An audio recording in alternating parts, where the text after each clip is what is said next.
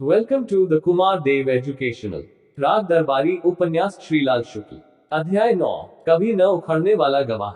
Cooperative union का गबन बड़े ही सीधे सादे अढ़ंग से हुआ था। सैकड़ों की संख्या में रोज होते रहने वाले गबनों की अपेक्षा इसका यही सौंदर्य था कि यह शुद्ध गबन था। इसमें ज्यादा घुमाव फिराव न था, न इसमें जाली दस्तखतों की जरूरत पड़ी थी, न फर्जी हिसाब बनाया गया था, न नकली बिल पर रुपया निकाला गया था। ऐसा गबन करने और ऐसे गबन को समझने के लिए किसी टेक्निकल योग्यता की नहीं, केवल इच्छा शक्ति की जरूरत थी।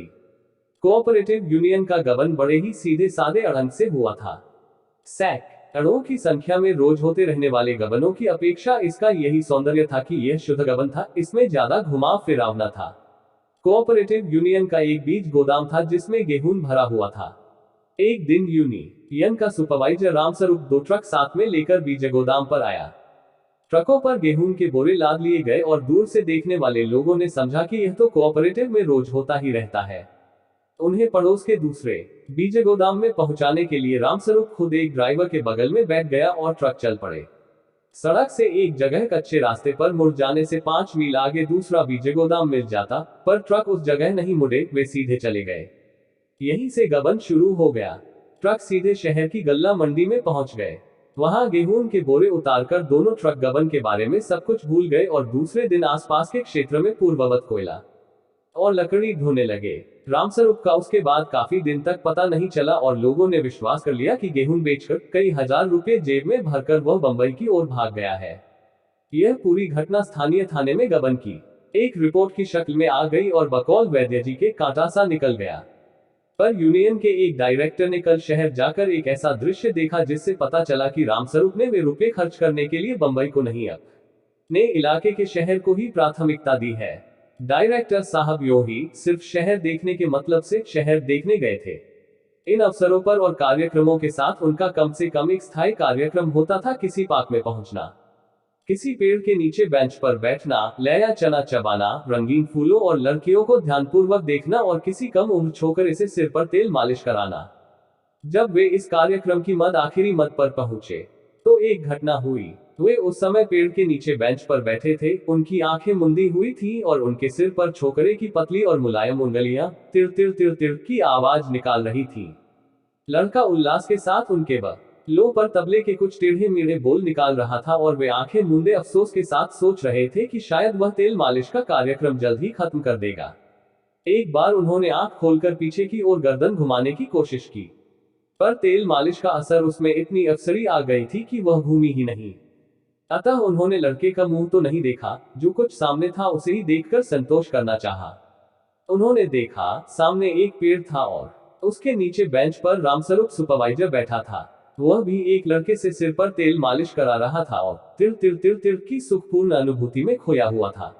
दोनों पक्ष उस समय परमहंसों के भाव से अपने अपने जगत में तल्लीन थे। शांतिपूर्ण सहअस्तित्व के लिए यह आदर्श स्थिति थी। अतः उन्होंने एक दूसरे के मामले में हस्तक्षेप नहीं किया। लगभग 15 मिनट वे अपनी अपनी बेंच पर अच्छे पड़ोसियों की तरह बैठे हुए एक सरे को देखकर भी अनदेखा करते रहे। फिर देह तोड़कर दोनों पक्ष उठ खड़े हुए और अपने अपने मालिशकर्ता को यथोचित पारिश्रमिक देकर उन्हें दोबारा वही मिलने के लिए प्रोत्साहित करके पंचशील के सिद्धांतों के अनुसार वे अपने अपने रास्ते लग गए। शिवपालगंज की ओर लौटते समय डायरेक्टर को जान पड़ने लगा कि मालिश के सुख के पीछे उन्होंने कोऑपरेटिव आंदोलन के साथ विश्वासघात किया है। उन्हें याद आया कि रामस्वरूप फरार है और पुलिस उसकी तलाश में है। अगर वे रामस्वरूप को पकड़वा दे तो गबन का मुकदमा चल निकलता, शायद उनका नाम अखबार में भी छपता। यह सब सोचकर वे दुखी हुए। उनकी आत्मा उनको कुरेने लगी। अतः वापस आते ही आत्मा के संतोष के लिए वे वैद्य जी से मिले और हिंगवाष्टिक चूर्ण की पुड़िया फाँक कर उनसे बोले, मुझे आज पार्क में ऐसा आदमी दिखाई दिया था जो बिल्कुल रामस्वरूप जैसा था। वैद्य जी ने कहा, होगा, कुछ आदमियों की आकृतियां एक सी होती हैं। डायरेक्टर को लगा कि इतने से उनकी आत्मा उनका पीछा न छोड़ेगी। थोड़ी देर इधर उधर देखकर उन्होंने कहा, मैंने तभी सोचा था कि हो न हो यह रामस्वरूप ही है। वैद्य जी ने डायरेक्टर पर अपनी आंखें गड़ा दी। उन्होंने फिर कहा, रामस्वरूप ही था। मैंने सोचा कि यह साला यहाँ क्या कर रहा है। मालिश करा रहा था। तुम वहां क्या कर रहे थे?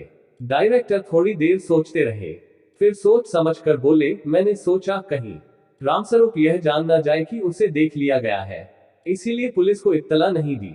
शनिचर पृथ्वी पर वैद्य जी को एकमात्र आदमी और स्वर्ग में हनुमान जी को एकमात्र देवता मानता था और दोनों से अलग अलग प्रभावित था।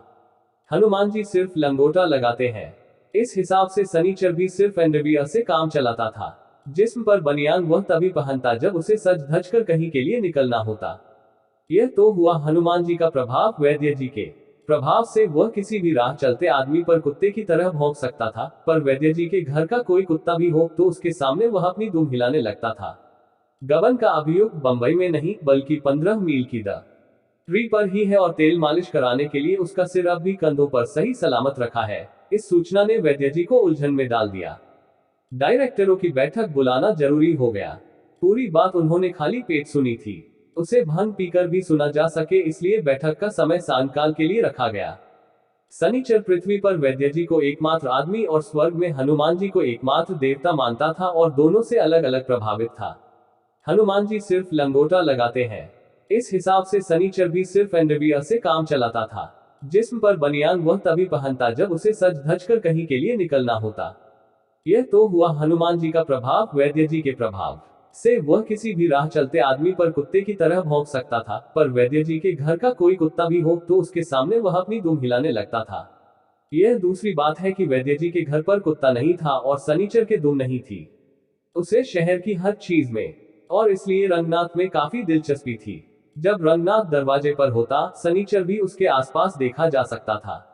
आज भी यही हुआ। वैद्य जी कोऑपरेटिव यूनियन की बैठक में गए थे। दरवाजे पर सिर्फ रंगनाथ और शनिचर थे। सूरज डूबने लगा था और जाड़े की शाम के साथ हर घर से उठने वाला कसला धुआं मकानों के ऊपर लटक गया था। कोई रास्ते पर खटखट करता हुआ निकला। किसी भी शारीरिक विकार के लिए हम भारतीयों के मन में जो सात्विक घृणा होती है उसे थूक कर बाहर निकालते हुए शनिचर ने कहा, लंगड़वा जा रहा है साला।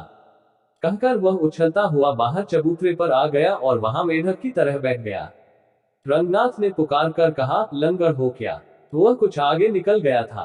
आवाज सुनकर वह वहीं रुक गया और पीछे मुड़कर देखते हुए बोला, हाँ बापू, लंगड़ ही हूँ। मिल गई नकल। रंगनाथ के इस सवाल का जवाब शनिचर ने दिया, नकल नहीं, इन्हें मिलेगा सिकहर, उसी में टांग लटकाकर झूला करेंगे। लंगड़ पर इसका कोई असर नहीं पड़ा। वहीं से उसने पुकार कर कहा, नकल तो नहीं मिली बापू, आज नोटिस बोर्ड पर ऐतराज छपा है। क्या हुआ?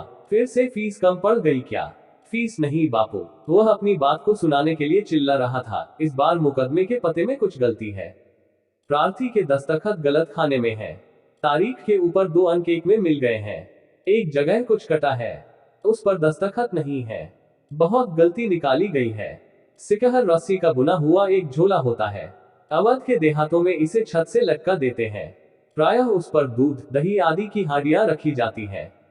रंगनाथ ने कहा, वे दफ्तर वाले बड़े शरारती हैं, कैसी कैसी गलतियां निकालते हैं। जैसे गांधी जी अपनी प्रार्थना सभा में समझा रहे हो कि हमें अंग्रेजों से घृणा नहीं करनी चाहिए, उसी वजह पर लंगड़ ने सिर हिलाकर कहा, नहीं बापू, दफ्तर वाले तो अपना काम करते हैं, सारी गड़बड़ी अर्जीनवीस ने की है। विद्या का लोप हो रहा है, नए नए अर्जीनवीस गलत सलत लिख देते हैं। रंगनाथ ने मन में इतना तो मंजूर कर लिया कि विद्या का लोप हो रहा है, पर लंगड़ के बताए हुए कारण से वह सहमत न हो सका। वह कुछ कहने जा रहा था, तब तक लंगड़ ने जोर से कहा, कोई बात नहीं बापू, कल दरख्वास्त ठीक हो जाएगी। वह खटखट खट करता चला गया। शनिचर ने कहा, जाने किस किस देश के बांग्लू शिवपालगंज में इकट्ठा हो रहे हैं। रंगनाथ ने उसे समझाया, सब जगह ऐसा ही है, दिल्ली का भी यही हाल है। जैसे भारतीयों की बुद्धि अंग्रेजी की खिड़की से झांककर संसार का हालचाल देती है, वैसे ही शनिचर की बुद्धि रंगनाथ की खिड़की से झांकती हुई दिल्ली के हालचाल लेने लगी। वह शनिचर को दिल्ली के किस्से सुनाने लगा। जैसे भारतीयों की बुद्धि अंग्रेजी की खिड़की से झांककर संसार का हालचाल देती है, वैसे ही शनिचर की बुद्धि रंगनाथ की खिड़की से झांकती हुई दिल्ली के हालचाल लेने लगी। दोनों कुछ देर उसी में अटके रहे। अंधेरा हो चला था, पर अभी हालत ऐसी नहीं थी कि आंख के सामने खड़े हुए आदमी और जानवर में तमीज न की जा सके। वैद्य जी की बैठक में एक लालटेन लटका दी गई। सामने रास्ते से 3 नौजवान जोर जोर से ठहाके लगाते हुए निकले। उनकी बातचीत किसी एक ऐसी घटना के बारे में होती रही जिसमें दोपहर फंटूश, चकाचक, ताश और पैसे का जिक्र उसी बहुतायत से हुआ जो प्लानिंग कमीशन के अलहकारों में इवेल्युएशन, कोऑर्डिनेशन, डवटेलिंग या साहित्यकारों में परिप्रेक्ष्य, आयाम, योगबोध, संदर्भ आदि कहने में पाई जाती है। कुछ कहते कहते तीनों नौजवान बैठक से आगे जाकर खड़े हो गए। सनीचर ने कहा, बद्री भैया इन जानवरों को कुश्ती लड़ना सिखाते हैं। समझ लो, बाघ के हाथ में बंदूक दे रहे हैं। वैसे ही लो के मारे लोगों का रास्ता चलना मुश्किल है, दांव पेंच सीख गए तो गांव छोड़ देना होगा। अचानक नौजवानों ने एक विशेष प्रकार का ठहाका लगाया। सब वर्गों की हंसी और ठहाके अलग अलग होते हैं। कॉफी हाउस में बैठे हुए साहित्यकारों का ठहाका कई जगहों से निकलता है। वह किसी के पेट की गहराई से निकलता है, किसी के गले से, किसी के मुंह से, और उनमें से एकाध ऐसे भी रह जाते हैं जो सिर्फ सोचते हैं कि ठहाका लगाया क्यों गया है। डिनर के बाद कॉफी पीते हुए छके हुए अफसरों का ठहाका दूसरी ही किस्म का होता है। वह ज्यादातर पेट के बड़ी ही अंदरूनी गहराई से निकलता है। उस ठहाके के घनत्व का उनकी साधारण हंसी के साथ वही अनुपात बैठक है जो उनकी आमदनी का उनकी तनख्वाह से होता है। राजनीतिज्ञों का ठहाका सिर्फ मुंह के खोखल से निकलता है और उसके दो ही आयाम होते हैं, उसमें प्रायः गहराई नहीं होती। व्यापारियों का ठहाका होता ही नहीं है, और अगर होता भी है तो ऐसे सूक्ष्म और सांकेतिक रूप में कि पता लग जाता है ये इनकम टैक्स के डर से अपने ठहाके का स्टॉक बाहर नहीं निकालना चाहते। इन नौजवानों ने ठहाका लगाया था, वह सबसे अलग था। यह शोहदों का ठहाका था जो आदमी के गले से निकलता है, पर जान पड़ता है मुर्गों, गीदड़ों और घोड़ों के गले से निकला है। डिनर के बाद कॉफी पीते हुए छके हुए अफसरों का ठहाका दूसरी ही किस्म का होता है। वह ज्यादातर पेट के बड़ी ही अंदरूनी गहराई से निकलता है। उस ठहाके के घनत्व का उनकी साधारण हंसी के साथ वही अनुपात बैठता है जो उनकी आमदनी का उनकी तनख्वाह से होता है। राजनीतिज्ञों का ठहाका सिर्फ मुंह के खोखल से निकलता है और उसके दो ही आयाम होते हैं, उसमें प्रायः गहराई नहीं होती। ठहाका सुनते ही सनीचर ने अधिकार भरी आवाज में कहा, यहाँ खड़े खड़े क्या उखाड़ रहे हो? जाओ, रास्ता नापो। नौजवान अपनी हंसी के पॉकेट बुक संस्करण प्रकाशित करते हुए अपना रास्ता नापने लगे। तब तक अंधेरे से एक औरत छम छम करती हुई निकली और लालटेन की धीमी रोशनी में लपलपाती हुई परछाई छोड़ती दूसरी ओर निकल गई। वह बड़बड़ाती जा रही थी, जिसका तात्पर्य था कि ल के छोकरे जो उसके सामने नंगे नंगे घूमा करते थे, आज उससे इश्कबाजी करने चले हैं। सारे मोहल्ले को यह समाचार देकर कि लड़के उसे छेड़ते हैं और वह अब भी छेड़ने लायक है, वह औरत वही अंधेरे में गायब हो गई। सनीचर ने रंगनाथ से कहा, न जाने वह काना इस कुतिया को कहां से घसीट लाया है। जब निकलती है तो कोई न कोई इसे छेड़ ही देता है। काना से पम राधेलाल का अभिप्राय था। उनकी एक आंख दूसरी से छोटी थी और इसी से जहे उनको काना कहने लगे थे। यही हमारी प्राचीन परंपरा है। वैसे तो हमारी हर बात प्राचीन परंपरा है कि लोग बाहर जाते हैं और जरा जरा सी बात पर शादी कर बैठते हैं। अर्जुन के साथ चित्रांगदा आदि को लेकर यही हुआ था। यही भारतवर्ष के प्रवर्तक भरत के पिता दुष्यंत के साथ हुआ था। यही ट्रिनिडाद और टोबैगो, वर्मा और बैंकॉक जाने वालों के साथ होता था। यही अमेरिका और यूरोप जाने वालों के साथ हो रहा है, और यही पंडित राधेलाल के साथ हुआ। अर्थात अपने मोहल्ले में रहते हुए जो बिरादरी के 1 इंच भी बाहर जाकर शादी करने की कल्पना मात्र से बेहोश हो जाते हैं, वे भी अपने क्षेत्र से बाहर निकलते ही शादी के मामले में शेर हो जाते हैं। अपने मोहल्ले में देवदास पार्वती से शादी नहीं कर सका और एक समूची पीढ़ी को कई वर्षों तक रोने का मसाला दे गया था। उसे विलायत भेज दिया जाता तो वह निश्चय ही बिना हिचक किसी गोरी औरत से शादी कर लेता। बाहर ना निकलते ही हम लोग प्रायः पहला काम यह करते हैं कि किसी से शादी कर डालते हैं, फिर सोचना शुरू करते हैं कि हम यहाँ क्या करने आए थे। तो पम राधेलाल ने भी, सुना जाता है, एक बार पूरब जाकर कुछ करना चाहा था, पर 1 महीने में ही वे इस कुतिया से शादी करके शिवपालगंज वापस लौट आए। अपने मोहल्ले में देवदास पार्वती से शादी नहीं कर सका और एक समूची पीढ़ी को कई वर्षों तक रोने का मसाला दे गया था। किसी पूर्वी जिले की एक शक्कर मिल में एक बार पम राधेलाल को नौकरी मिलने की संभावना नजर आई। नौकरी चौकीदारी की थी। वे वहां जाकर एक दूसरे चौकीदार के साथ रुक गए। तब पम राधेलाल की शादी नहीं हुई थी और उनके जीवन की सबसे बड़ी समस्या थी कि औरत के हाथ का खाना नहीं मिलता। उनके साथी चौकीदार की बीवी ने कुछ दिनों के लिए इस समस्या को सुलझा दिया। वहां रहते हुए वह उसका बनाया हुआ खाना खाने लगा, और जैसे कि एक जगत प्रसिद्ध कहावत है, पेट के रास्ते आदमी के हृदय पर कब्जा करती है, उसने पम राधेलाल के पेट में सुरंग लगा दी और हृदय की ओर बढ़ने लगी। उन्हें उसका बनाया हुआ खाना ऐसा पसंद आया और वह खुद अपनी बनाई हुई सुरंग में इस तरह फम स गई कि महीने भर के भीतर ही वे उसे अपना खाना बनाने के लिए शिवपालगंज ले आए। चलते चलते उसके घर से ही उन्होंने 1-2 साल के लिए खाने का इंतजाम भी साथ में ले लिया। इस घटना के बाद मिल के क्षेत्र में लोगों ने सोचा कि पम राधेलाल का साथी चौकीदार उल्लू है। शिवपालगंज में गजहों ने सोचा कि राधेलाल मर्द का बच्चा है। अब तक उस क्षेत्र में पम राधेलाल की प्रतिष्ठा कभी न उखड़ने वाले गवाह के रूप में थी, अब वे कभी न चूकने वाले मर्द के रूप में भी विख्यात हो गए। वैसे कभी न उखड़ने वाले गवाह की ख्याति ही पम राधेलाल की जीविका का साधन थी। वे निरक्षरता और साक्षरता की सीमा पर रहते थे और जरूरत पड़ने पर अदालतों में दस्तखत कर लेता हूँ। मैं पढ़ा लिखा नहीं हूँ, इनमें कोई भी बयान दे सकते थे। पर दीवानी और फौजदारी कानूनों का उन्हें इतना ज्ञान सहज रूप में मिल गया था कि वे किसी भी मुकदमे में गवाह की हैसियत से बयान दे सकते थे और जिरह में अब तक उन्हें कोई भी वकील उखाड़ नहीं पाया था। जिस तरह कोई भी जज अपने सामने किसी भी मुकदमे का फैसला दे सकता है, कोई भी वकील किसी भी मुकदमे की वकालत कर सकता है, वैसे ही पम राधेलाल किसी भी मामले के चश्मदीद गवाह बन सकते थे। संक्षेप में, मुकदमेबाजी की जंजीर में वे भी जज, वकील, पेशकार आदि की तरह एक अनिवार्य कड़ी थे और जिस अंग्रेजी कानून की मोटर पर चढ़कर हम बड़े गौरव के साथ रूल ऑफ लॉ की घोषणा करते हुए निकलते हैं, उसके पहियों में वे टाइराड की तरह बंधे हुए उसे मनमाने ढंग से मोड़ते चलते थे। जिस तरह कोई भी जज अपने सामने किसी भी मुकदमे का फैसला दे सकता है, कोई भी वकील किसी भी मुकदमे की वकालत कर सकता है, वैसे ही पम राधेलाल किसी भी मामले के चश्मदीद गवाह बन सकते थे। एक बार इजलास में खड़े होकर जैसे ही वे शपथ लेते, गंगा कसम, भगवान कसम, सच सच कहेंगे, वैसे ही विरोधी पक्ष से लेकर मजिस्ट्रेट तक समझ जाते कि अब यह सच नहीं बोल सकता। पर ऐसा समझना बिल्कुल बेकार था, क्योंकि फैसला समझ से नहीं कानून से होता है और पम राधेलाल की बात समझने में चाहे जैसी लगे, कानून पर खरी उतरती थी। पम राधेलाल की जो भी प्रतिष्ठा रही हो, उनकी प्रेयसी की स्थिति बिल्कुल साफ थी। वह भागकर आई थी, इसलिए कुतिया थी। लोग उससे मजाक कर सकते थे और हमेशा यह समझकर चल सकते थे कि उसे मजाक अच्छा लगता है। यह शिवपालगंज के नौजवानों का सौभाग्य था कि कुतिया ने भी उनको निराश नहीं किया।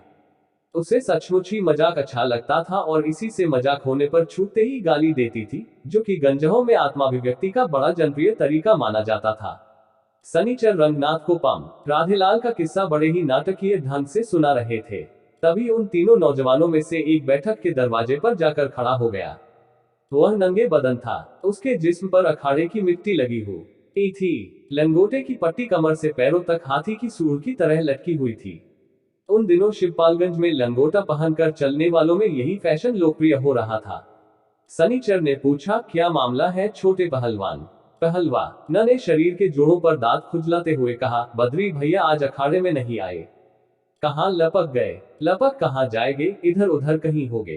कहाँ होगे? यूनियन का सुपरवाइजर गेहूं लदवा कर भाग गया है, उसी की मीटिंग यूनियन में हो रही है। बद्री भी गए होगे। पहलवान ने लापरवाही से चबूतरे पर थूक दिया। कहा, बद्री भैया मीटिंग में बैठकर क्या अंडा देंगे? सुपरवाइजर को पकड़कर एक धोबी पाट मारते, उसी में सालाटे हो जाता। मीटिंग शीटिंग में क्या होगा? रंगनाथ को बात पसंद आ गई। बोला, क्या तुम्हारे यहाँ मीटिंग में अंडा दिया जाता है? पहलवान ने इधर से किसी सवाल की आशा न की थी। उसने कहा, अंडा नहीं देंगे तो क्या बाल उखाड़ेंगे? सब मीटिंग में बैठकर रांडों की तरह फाये फाये करते हैं, काम धाम के वक्त खूंटा पकड़कर बैठ जाते हैं। रंगनाथ को हिंदी भाषा के इस रूप का विशेष ज्ञान न था। उसने मन में सोचा, लोग यूं ही कहा करते हैं कि हमारी भाषा में सशक्त शब्दों की कमी है। यदि हिंदी के विद्वानों को छोटे पहलवान की तरह अखाड़े में 4 महीने रखा जाए तो बिना किसी व्यक्तिगत असुविधा के वे वहां की मिट्टी के जर्रे जर्रे से इस तरह के शब्दकोश निकालने लगेंगे। रंगनाथ ने अब छोटे पहलवान को आदर की निगाह से देखा। इत्मीनान से बात करने के मतलब से कहा, अंदर आ जाओ पहलवान। बाहर कौन गाज गिर रही है? हम यही चुर्रेट है।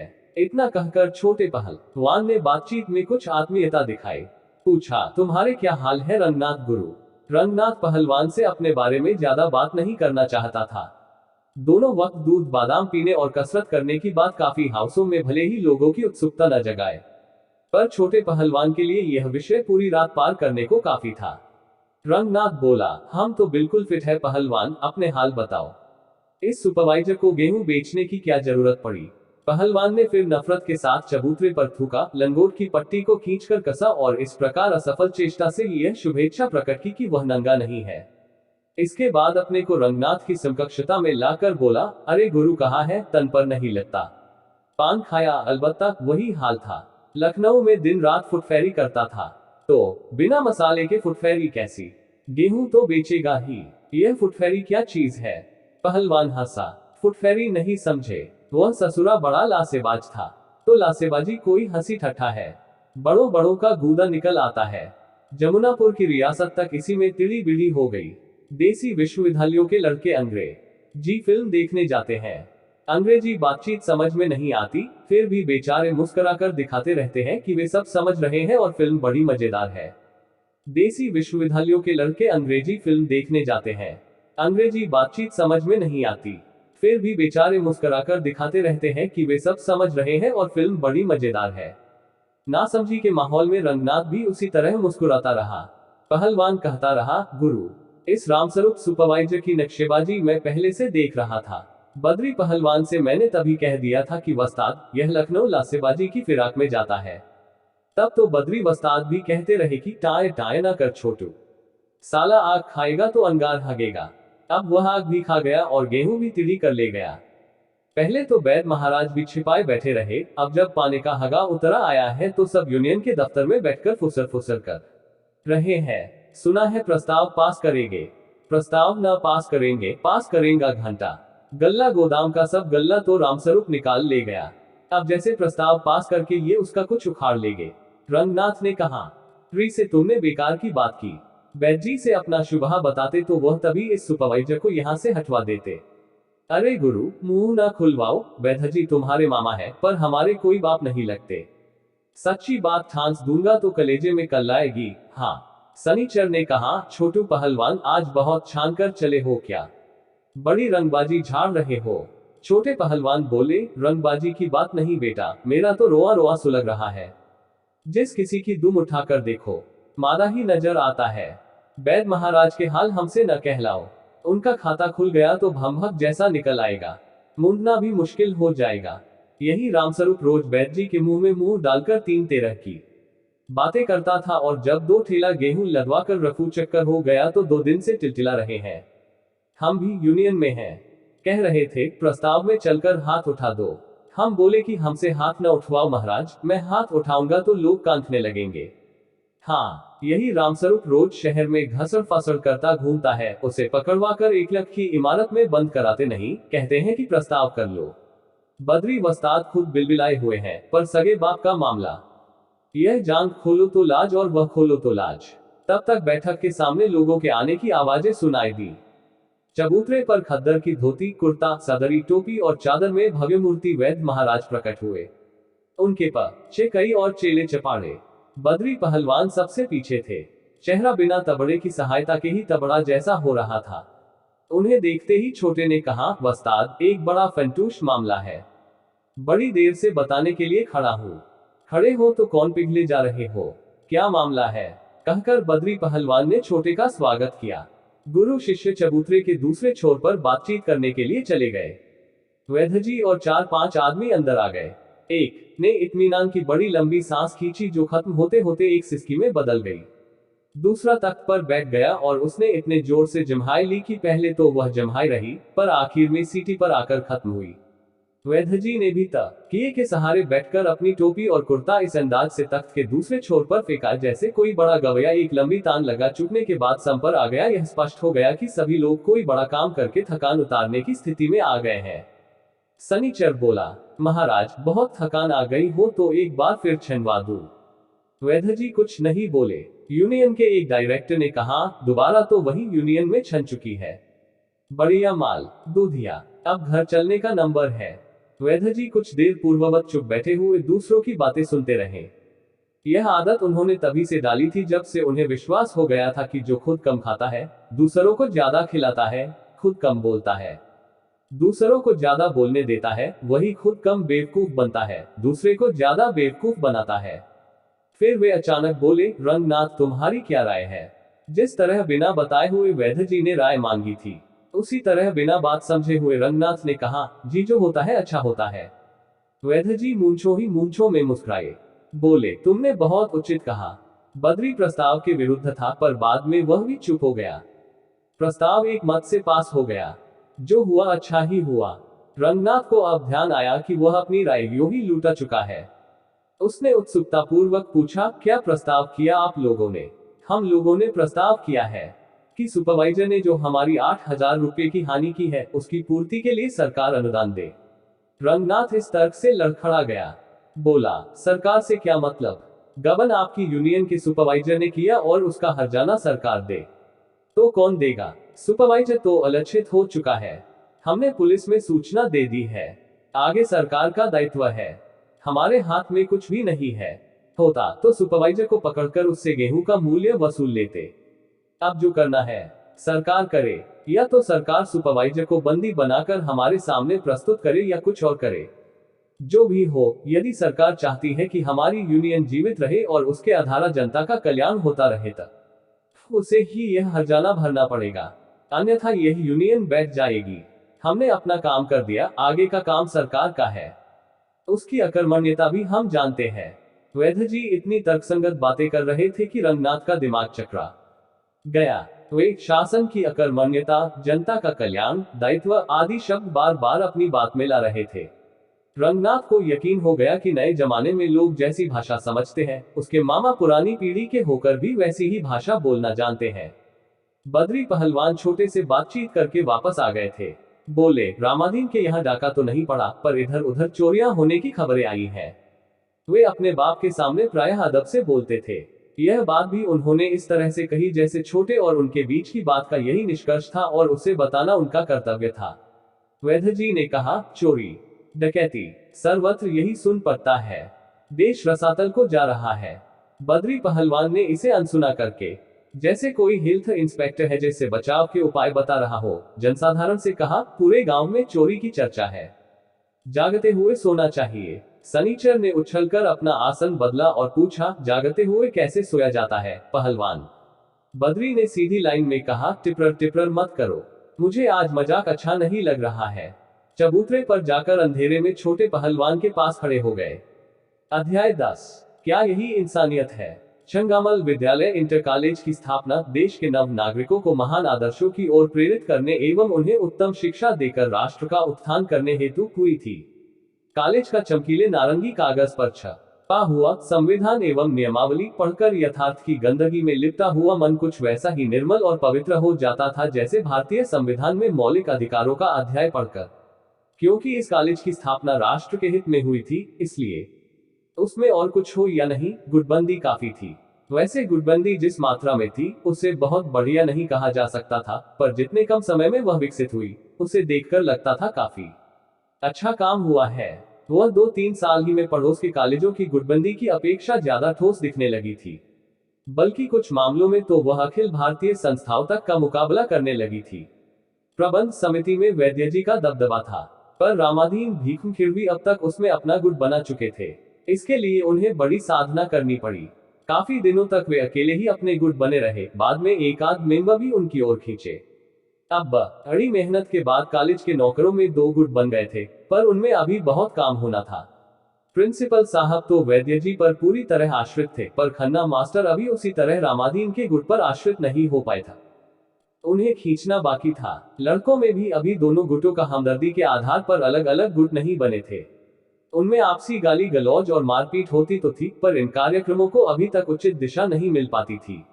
गुटबंदी के उद्देश्य से न होकर ये काम व्यक्तिगत कारणों से होते थे और इस तरह लड़कों की गुंडागर्दी की शक्ति व्यक्तिगत स्वार्थों पर नष्ट होती जाती थी, उसका उपयोग राष्ट्र के सामूहिक हित में नहीं होता रहा था। गुटबंदों को अभी इस दिशा में भी बहुत काम करना था।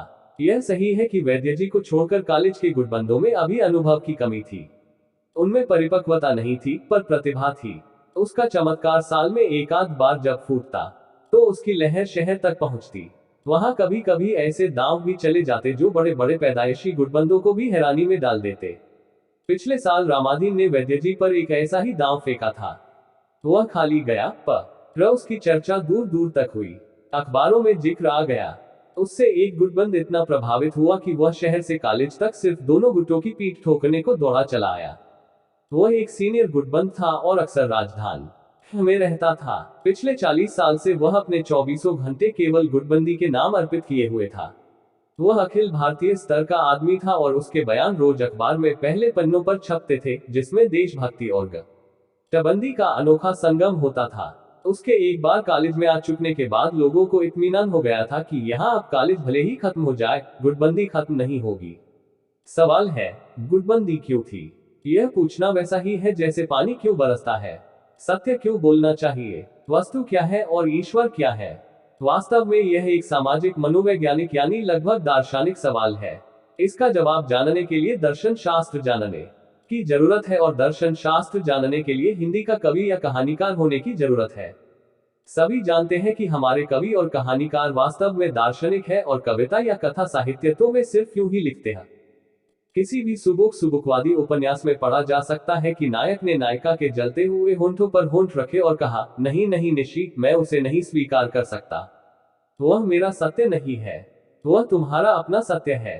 निशी का ब्लाउज जिस्म से छूकर जमीन पर गिर जाता है। वह अस्फुट स्वर में कहती है, निक्कू, क्या तुम्हारा सत्य मेरे सत्य से अलग है? इसी को ठान्य कहते हैं। इसी के साथ निशी और निक्कू फिलॉसफी की 1000 मीटर वाली दौड़ में निकल पड़ते हैं। अब निशी की ब्रा भी जमीन पर गिर जाती है, निक्कू की टाई और कमीज हवा में उड़ जाती है। गिरते पड़ते एक दूसरे पर लुटते पोटते वे मैदान के दूसरे छोर पर लगे हुए फीते को सत्य समझकर किसी तरह यहाँ पहुँचते हैं। तब पता चलता है वह सत्य नहीं है। फिर संयोग श्रृंगार, जलते हुए होंठ, फिलॉसफी की मार। थोड़ी ही देर में वे मैदान छोड़कर जंगल में आ जाते हैं और पत्थरों से छिलते हुए, कांटों से बिंधे नंगे बदन झांक झांक कर प्रत्येक झाड़ी में देखते हैं, और इस तरह नंगापन, सुबुक चूमा चाटी, व्याख्यान आदि के माहौल में उस खरगोश का पीछा करते रहते हैं जिसका की नाम सत्य है। यह फिलॉसफी लगभग सभी महत्वपूर्ण काव्यों और कथाओं में होती है, और इसीलिए ठीक नहीं कि इस उपन्यास के पाठक भी काफी देर से फिलॉसफी के एक लड़के का इंतजार कर रहे हो और सोच रहे हो, हिंदी का यह उपन्यास इतनी देर से और सब तो कह रहा है, फिलॉसफी क्यों नहीं कहता? क्या मामला है? यह फ्रॉड तो नहीं है। यह सही है कि सत्य, अस्तित्व आदि शब्दों के आते ही हमारा कथाकार चिल्ला उठता है, सुनो भाइयों, यह किस्सा कहानी रोककर मैं थोड़ी देर के लिए तुमको फिलॉसफी पढ़ाता हूँ, ताकि तुम्हें यकीन हो जाए कि वास्तव में मैं फिलॉसफर था, पर बचपन के कुसन के कारण यह उपन्यास या कविता लिख रहा हूँ।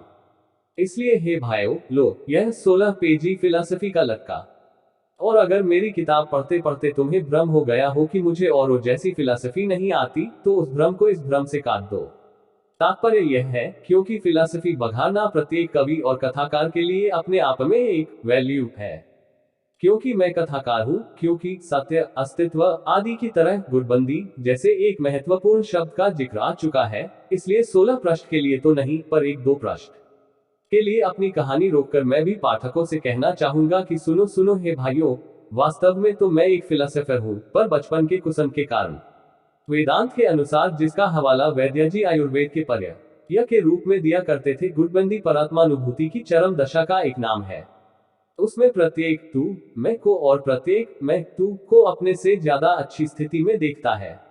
वह उस स्थिति को पकड़ना चाहता है। मैं तू और तू मैं को मिटाकर मैं की जगह तू और तू की जगह मैं बन जाना चाहता है। वेदांत हमारी परंपरा है, और चूंकि गुटबंदी का अर्थ वेदांत से खींचा जा सकता है, इसलिए गुटबंदी भी हमारी परंपरा है, और दोनों हमारी सांस्कृतिक परंपराएं हैं। आजादी मिलने के बाद हमने अपनी बहुत सी सांस्कृतिक परंपराओं को फिर से खोद कर निकाला है। तभी हम हवाई जहाज से यूरोप जाते हैं, पर यात्रा का प्रोग्राम ज्योतिषी से बनवाते हैं। फॉरेन एक्सचेंज और इनकम टैक्स की दिक्कतें दूर करने के लिए बाबाओं का आशीर्वाद लेते हैं, स्कॉच विस्की पीकर भगंदर पालते हैं, और इलाज के लिए योगाश्रमों में जाकर सांस फुलाते हैं, पेट सिकोड़ते हैं। उसी तरह विलायती तालीम में पाया हुआ जनतंत्र स्वीकार करते हैं, और उसको चलाने के लिए अपनी परंपरागत गुटबंदी का सहारा लेते हैं। हमारे इतिहास में चाहे युद्धकाल रहा हो या शांतिकाल, राजमहलों से लेकर खलिहानों तक गुटबंदी द्वारा मैं को तू और तू को मैं बनाने की शानदार परंपरा रही है। अंग्रेजी राज्य में अंग्रेजों को बाहर भगाने के झंझट में कुछ दिनों के लिए हम उसे भूल गए थे। आजादी मिलने के बाद अपनी और परंपराओं के साथ इसको भी हमने बढ़ावा दिया है। अब हम गुटबंदी को तू मैं, लात, जूता, साहित्य और कला आदि सभी पद्धतियों से आगे बढ़ा रहे हैं। यह हमारी सांस्कृतिक आस्था है। यह वेदांत को जन्म देने वाले देश की उपलब्धि है।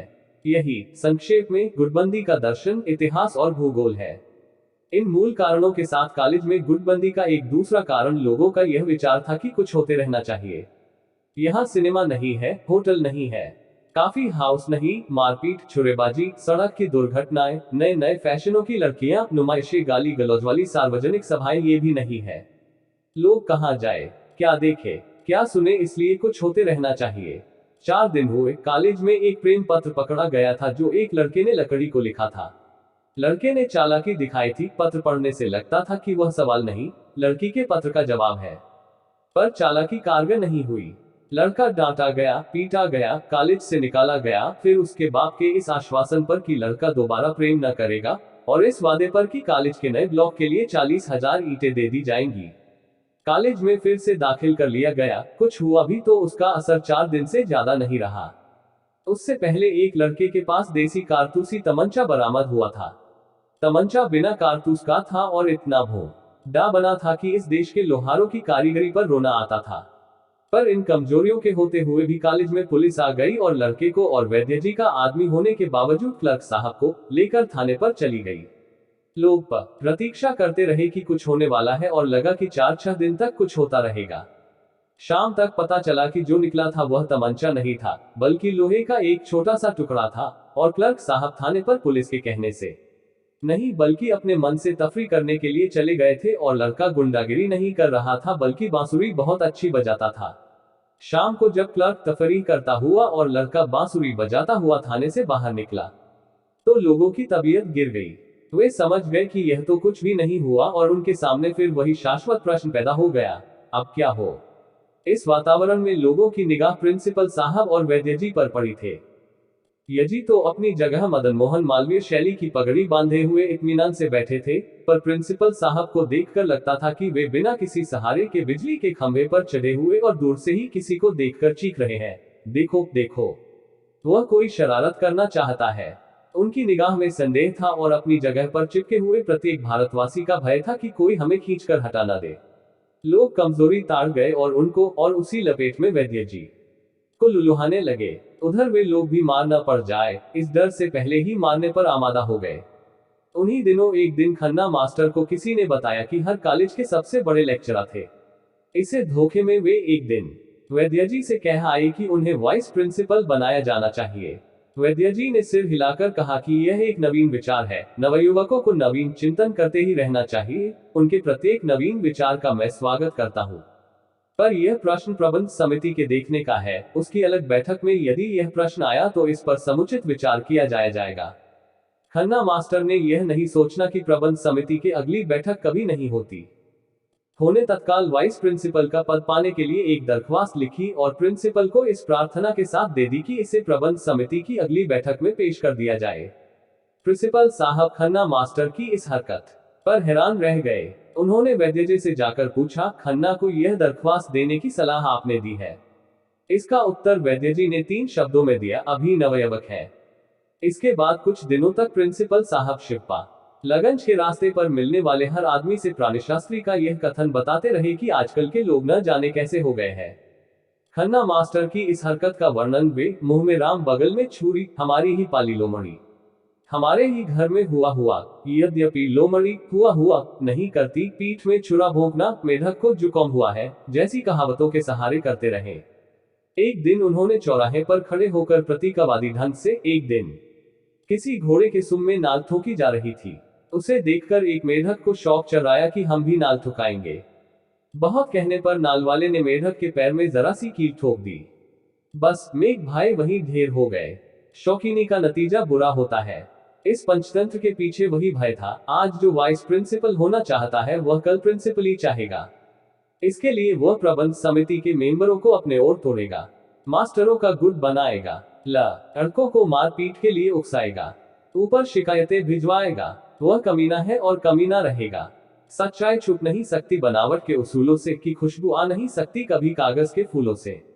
इस कविता को ऊपर दर्ज करके रामाधीन भीखम खिड़वी ने वैद्य जी को जो पत्र लिखा, उसका आशय था कि प्रबंध समिति की बैठक, जो पिछले 3 साल से नहीं हुई है, 10 दिन में बुलाई जानी चाहिए, और कॉलेज की साधारण समिति की सालाना बैठक, जो कि कॉलेज का स्थापना के साल के अब तक नहीं हुई है, के बारे में वहां विचार होना चाहिए। उन्होंने विचारणीय विषयों में वाइस प्रिंसिपल के तकर्रुरी का भी हवाला दिया था। प्रिंसिपल साहब जब यह पत्र अपनी जेब में डालकर वैद्य यजी के घर के बाहर निकल रहे तो उन्हें अचानक उससे गर्मी सी निकलती महसूस हुई। उन्हें जान पड़ा कि उनकी कमीज झुलस रही है और गर्मी की धाराएं कई दिशाओं में बहने लगी है। एक धारा उनके कोट को झुलसाने लगी, दूसरी कमीज के नीचे से निकलकर उनकी पैंट के अंदर घुस गई और उसके कारण उनके पैर तेजी से पड़ने लगे। एक तीसरी धारा उनके आंख, कान और नाक पर लाल पालिश चढ़ाती हुई खोपड़ी के उस गड्ढे की ओर बढ़ने लगी जहां कुछ आदमियों के दिमाग हुआ करता है। कॉलेज के फाटक पर ही उन्हें रुकपन बाबू मिल गए और उन्होंने रुककर कहना शुरू किया, देख लिया तुमने, खन्ना रामाधीन का खूंटा पकड़कर बैठे हैं। वाइस प्रिंसिपली का शौक चढ़ाया है। एक बार एक मेघ ने देखा कि घोड़े के नाल ठोकी जा रही है तो उसने भी। रुकपन बाबू कॉलेज छोड़कर कहीं बाहर जा रहे थे और जल्दी में थे। बोले, जानता हूँ, मेंढक वाला किस्सा यहाँ सभी को मालूम है, पर मैं आपसे एक बात साफ साफ बता दूं। खन्ना से मुझे हमदर्दी नहीं है, पर मैं समझता हूँ कि यहाँ एक वाइस प्रिंसिपल का होना जरूरी है। आप नहीं रहते रो यहाँ सभी मास्टर कुत्ते बिल्लियों की तरह लड़ते हैं। टीचर्स रूम में वह गुंडागर्दी होती है कि क्या बताएं। वहीं हे ठे ठे फे फे। वे गंभीर हो गए और आदेश के ढंग से कहने लगे, प्रिंसिपल साहब, मैं समझता हूँ कि हमारे यहाँ एक वाइस प्रिंसिपल भी होना चाहिए। खन्ना सर बसे ज्यादा सीनियर है, उन्हीं को बन जाने दीजिए। सिर्फ नाम की बात है, तनख्वाह तो बढ़नी नहीं है। प्रिंसिपल साहब का दिल इतनी जोर से धड़का कि लगा उछलकर फेफड़े में घुस जाएगा। वे बोले, आई बात अब कभी भूल कर भी न कहना रुकपन बाबू। ये खन्ना वन्ना चिल्लाने लगेंगे कि तुम उनके साथ हो। यह शिवपालगंज है, मजाक में भी सोचकर बोलना चाहिए। मैं तो सच्ची बात कहता हूँ। खैर देखा जाएगा। कहते कहते रुकपन बाबू आगे बढ़ गए। प्रिंसिपल साहब तेजी से अपने कमरे में आ गए। ठंडक थी, पर उन्होंने कोट उतार दिया। शिक्षा संबंधी सामानों की सप्लाई करने वाली किसी दुकान का एक कैलेंडर ठीक उनकी नाक के सामने दीवार पर टंगा हुआ था, जिसमें नंगे बदन पर लगभग एक पारदर्शक साड़ी लपेटे हुए कोई फिल्म एक्ट्रेस एक आदमी की ओर लड्डू जैसा बढ़ा रही थी। आदमी चेहरे पर बड़े बड़े बाल बढ़ाए हुए, एक हाथ आंखों के सामने उठाए, ऐसा मुंह बना रहा था जैसे लड्डू खाकर उसे अपच हो गया हो। ये मेनका और विश्वामित्र थे। वे इन्हीं को थोड़ी देर देखते रहे, फिर घंटी बजाने की जगह जोर से चिल्लाकर उन्होंने चपरासी को बुलाया और कहा, खन्ना को बुलाओ। चपरासी ने रहस्य के स्वर में कहा, फील्ड की तरफ गए हैं, मालवीय जी साथ में हैं। प्रिंसिपल ने उकताकर सामने रखे हुए कमलदान को घसीटकर दूर रख दिया। कमलदान भी नमूने के तौर पर किसी एजुकेशन एम्पोरियम से मुफ्त में मिला था और जिस तरह प्रिंसिपल साहब ने उसे दूर पर पटका था, उससे लगता था उस साल एम्पोरियम का कोई भी माल कॉलेज में नहीं खरीदा जाएगा। पर प्रिंसिपल साहब का मतलब यह नहीं था। वे इस वक्त चपरासी को सिर्फ यह बताना चाहते थे कि वे उसकी खुफिया रिपोर्ट अभी सुनने को तैयार नहीं है। उन्होंने कड़क कर कहा, मैं कहता हूँ, खन्ना को इसी वक्त बुलाओ। चपरासी गाढ़े का साफ कुर्ता और साफ धोती पहने हुए था। उसके पैरों में खड़ाऊं और माथे पर तिलक था। उसने शांतिपूर्वक कहा, जा रहा हूँ, खन्ना को बुलाए लाता हूँ। इतना नाराज क्यों हो रहे हैं? प्रिंसिपल साहब दांत पीसते हुए तिरछी निगाहों से मेज पर रखे हुए टीन के एक टुकड़े को देखते रहे। इस पर पॉलिश करके एक लाल गुलाब का फूल बना दिया गया था। नीचे तारीख और महीना बताने के लिए कैलेंडर लगाया गया था। इसे शराब बनाने की एक प्रसिद्ध फर्म ने जवाहरलाल नेहरू की यादगार में बनवाया था और मुफ्त में चारों दिशाओं में इस विश्वास के साथ भेजा था कि जहां यह कैलेंडर जाएगा वहां की जनता जवाहरलाल नेहरू के आदर्शों को और इस फर्म की शराब को कभी न भूलेगी। पर इस वक्त कैलेंडर का प्रिंसिपल साहब पर कोई असर नहीं हुआ। नेहरू के लाल गुलाब ने उन्हें शांति नहीं दी, न फैनदार बियर की कल्पना ने उनकी आंखों को मूंदने के लिए मजबूर किया। वे दांत पीस रहे थे और पीसते रहे। अचानक जिस वक्त चपरासी का खड़ाऊ दरवाजे की चौखट पार कर रहा था, उन्होंने कहा, रामाधीन इन्हें वाइस प्रिंसिपली दिलाएंगे। तुच्छे कहीं के। चपरासी घूम पड़ा। दरवाजे पर खड़े खड़े बोला, गाली दे रहे हो प्रिंसिपल साहब? उन्होंने कहा, ठीक है, जाओ, अपना काम करो। अपना काम तो कर ही रहा हूँ, आप कहें तो अब न करूं। प्रिंसिपल माथे पर झुर्रियां डालकर दीवार पर टंगे दूसरे कैलेंडर को देखने लगे थे। चपरासी ने उसी तरह पूछा, कहे तो खन्ना पर निगाह रखना बंद कर दूं? प्रिंसिपल साहब चिढ़ गए, बोले, भाड़ में जाओ। चपरासी उसी तरह सीना ताने खड़ा रहा। लापरवाही से बोला, मुझे खन्ना वन्ना न समझ लीजिएगा, काम 24 घंटे करा लीजिए, वो मुझे बर्दाश्त है, पर यह अबे तबेतु तड़ाका मुझे बर्दाश्त नहीं। प्रिंसिपल साहब उसकी ओर देखते रह गए। चपरासी ने कहा, आप बामभन हैं और मैं भी बामभन हूँ। नमक से नमक नहीं खाया जाता। हाँ, प्रिंसिपल साहब ने ठंड सुरों में कहा। तुम्हें धोखा हुआ है। मैं तुम्हें नहीं खन्ना दे लिए कह रहा था। टुचा है। रामाधीन से मिलकर मीटिंग करने का नोटिस भिजवाता है। चपरासी को यकीन दिलाने के लिए कि यह गाली खन्ना को ही समर्पित है, उन्होंने फिर कहा, टुचा, अभी बुलाए लाता हूँ। चपरासी की आवाज भी ठंडी पड़ गई। प्रिंसिपल साहब खड़ाओं की धीमी पड़ती हुई खटखट सुनते रहे। उनकी निगाहें एक तीसरे कैलेंडर पर जाकर केंद्र त हो गई, जिसमें 5-5 साल के दो बच्चे बड़ी बड़ी राइफलें लिए बर्फ पर लेटे थे और शायद चीनियों की फौज का इंतजार कर रहे थे और इस तरह बड़े कलात्मक ढंग से बता रहे थे कि फैक्ट्री में जूट के थैले सबसे अच्छे बनते हैं। प्रिंसिपल साहब इस कैलेंडर पर निगाह जमाकर बैठे हुए खन्ना का इंतजार करते रहे और सोचते रहे कि इसे वाइस प्रिंसिपल का शौक न चर्राया होता तो कितना अच्छा होता। वे भूल गए कि सबके अपने अपने शौक है। रामाधीन भीखमखेड़वी को चिट्ठी के आरंभ में उर्दू कविता लिखने का शौक है, खुद उन्हें अपने दफ्तर में रंग बिरंगे कैलेंडर लटकाने का शौक है, और चपरसी को, जो कि क्लर्की की तरह वैद्य जी का रिश्तेदार था, अकका बात करने का शौक है। प्रिंसिपल साहब खन्ना का इंतजार करते रहे। उधर होने वाली घटना को ऐतिहासिक बनाने के लिए बाहर के बरामदे में क्लर्क साहब आकर खड़े हो गए। दीवार के पीछे और खिड़की के नीचे ड्रिल मास्टर टांग पसारकर खड़े खड़े पेशाब करने के बजाय बीड़ी पीने लगे। इस बात का खतरा नहीं रहा कि खन्ना और प्रिंसिपल साहब का संवाद जनता तक पहुंचने के पहले ही हवा में उड़ जाएगा। रात रंगनाथ और बद्री तब पर कमरे में लेटे थे और सोने के पहले की बेतरतीब बातें शुरू हो गई थी। रंगनाथ ने अपनी बात खत्म करते हुए कहा, पता नहीं चला कि प्रिंसिपल और खन्ना मास्टर में क्या बात हुई। ड्रिल मास्टर बाहर खड़ा था। खन्ना मास्टर ने चीख कर कहा, आपकी यही इंसानियत है। वो सिर्फ इतना ही सुन पाया। बद्री ने जम्हाई लेते हुए कहा, प्रिंसिपल ने गाली दी होगी, उसी के जवाब में उसने इंसानियत की बात कही होगी। यह खन ना इसी तरह बात करता है, साला बांगडू है। रंगनाथ ने कहा, गाली का जवाब तो जूता है। बद्री ने इसका कोई जवाब नहीं दिया।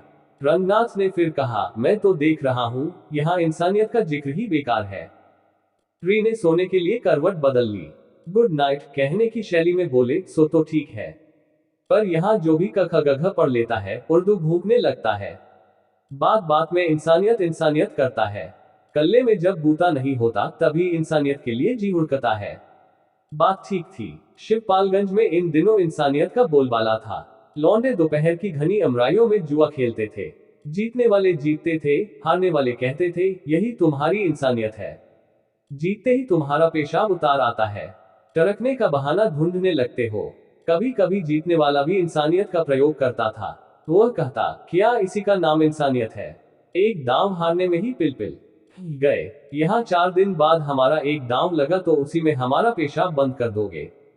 ताड़ी घर में मजदूर लोग सिर को दाएं बाएं हिलाते रहते। 1962 में भारत को चीन के विश्वासघात से जितना सदमा पहुंचा था, उसी तरह के सदमे का दृश्य पेश करते हुए वे कहते, बुधुआ ने पक्का मकान बनवा डाला, कारखाने वालों के ठाठ है।